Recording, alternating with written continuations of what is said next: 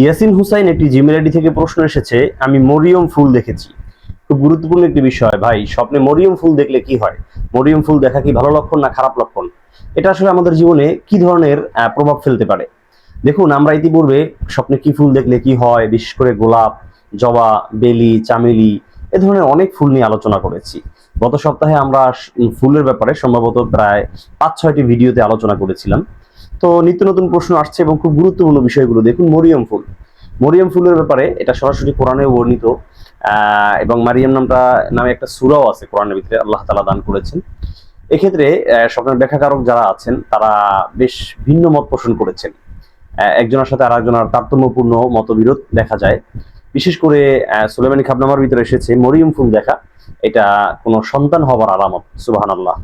দ্বিতীয় নম্বর ব্যাখ্যা করা হয়েছে তাবিরে সদিকের ভিতরে, কোনো নারী যদি স্বপ্নে মরিয়ম ফুল দেখে তাহলে দ্বারা বোঝা যায় অতি দ্রুত আল্লাহ তাআলা তাকে সন্তান দান করবেন।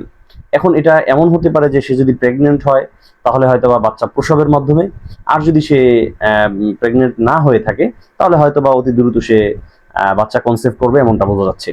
তবে কোনো কোনো ব্যাখ্যাকারকগণ বলছেন যে পুরুষরাও এ ধরনের স্বপ্ন দেখতে পারে। পুরুষরাও যদি মরিয়ম ফুল দেখে তাহলে এর দ্বারা বোঝা যায় অতি দ্রুত তাদের বিবাহের ব্যবস্থা হয়ে যাবে, কিংবা বিবাহিত হলে আল্লাহ তাআলা তার সংসারের ভিতরে তার স্ত্রীর ঔরসে আল্লাহ তাআলা তাকে সন্তান দান করবেন। যে কোনোভাবে মরিয়ম ফুলটা কিন্তু সন্তানের দিকেই ঘুরে পিছে আমরা দেখছি যে ব্যাখ্যা যাচ্ছে। সুতরাং মরিয়ম ফুল দেখা এটা ভালো, এটা খারাপ কিছু না। আল্লাহ তাআলা হয়তো উত্তম কোনো ফয়সালা করবেন, সেজন্য ইনশাল্লাহ এটা দেখিয়েছেন। তো অবশ্যই ভালো থাকবেন, সুস্থ থাকবেন। ইনশাল্লাহ আজকে এখানে বিদায় নিচ্ছি।